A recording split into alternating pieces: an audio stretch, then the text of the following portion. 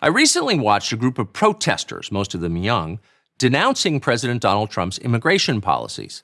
They were waving Mexican flags and shouting, "Si se puede!" Yes, we can. This is now the rallying cry of the open borders left, but it wasn't always. In fact, I wondered if a single person at the protest knew where it came from. The slogan first became famous 50 years ago, thanks to Cesar Chavez. He was the founder of the United Farm Workers Union. When Chavez said, "Si se puede," he meant something very different. Yes, we can seal the borders. Cesar Chavez hated illegal immigration. He was Hispanic, obviously, and definitely on the left, but he fought to keep illegal Mexican immigrants out of this country. He understood that peasants from Latin America will always work for less than Americans will. That's why employers prefer them. Chavez knew that.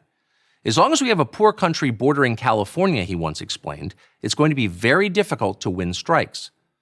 In 1969, Chavez led a march down the center of California to protest the hiring of illegal immigrant produce pickers. Marching alongside him was Democratic Senator Walter Mondale and the Reverend Ralph Abernathy, the longtime aide to Martin Luther King. 10 years later, Chavez dispatched armed union members into the desert to assault Mexican nationals who were trying to sneak across the border.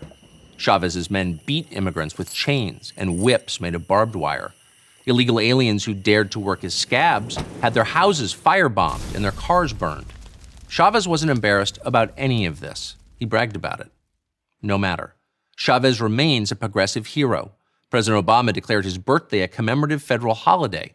It's an official day off in a half a dozen states. There's a college named after him and dozens of public schools. Cesar Chavez's life is a reminder of how much the left has changed and how quickly. Until recently, most Democrats agreed with Chavez. They opposed unchecked immigration because they knew it hurt American workers, and they were right. One study by a Harvard economist examined the effects of the mass migration of Cuban refugees to this country in 1980, the so-called Mariel boat lift. He found that American workers in Miami with a high school education saw their wages fall by more than 30% after the refugees arrived. If you believe in supply and demand, this is not surprising.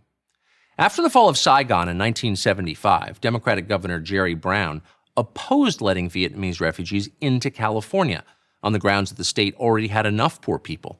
As he put it at the time, there's something a little strange about saying, let's bring in 500,000 more people when we can't take care of the 1 million Californians out of work.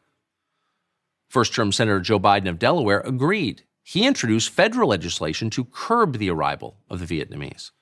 2 decades later, leading Democrats were still wary of mass immigration, especially illegal immigration. As Bill Clinton put it in the 1995 State of the Union address, Americans are rightly disturbed by the large numbers of illegal aliens entering our country. The jobs they hold might otherwise be held by citizens or legal immigrants. The public services they use impose burdens on our taxpayers. No prominent Democrat would say anything like that today without being denounced as a racist. Clinton got a standing ovation. As late as 2006, there were still liberals who cared about the economic effects of immigration, legal or illegal. Immigration reduces the wages of domestic workers who compete with immigrants, explained economist Paul Krugman in the New York Times. We'll need to reduce the inflow of low-skilled immigrants. Mainly that means better controls on illegal immigration. That same year, Senator Hillary Clinton voted for a fence on the Mexican border. So did Barack Obama and Chuck Schumer and 23 other Senate Democrats. Not anymore. 20 years after Bill Clinton told Americans they had the right to be upset about illegal immigration, his wife scolded the country for enforcing border controls. So what changed? Not the economics of it. The law of supply and demand remained in effect. It's not a coincidence that as illegal immigration surged, wages for American workers stagnated. What changed is that Democrats stopped caring about those workers, about the middle class, really. Why? Here's the answer in 4 simple facts. 1.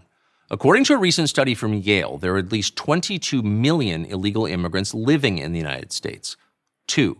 Democrats plan to give all of them citizenship. Read the Democrats' 2016 party platform. 3.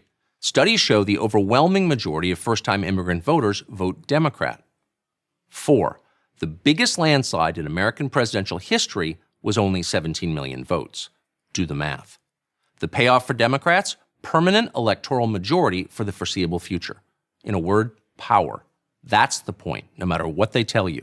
American workers be damned. I'm Tucker Carlson. Thank you for watching this video. To help keep PragerU videos free, please consider making a tax-deductible donation.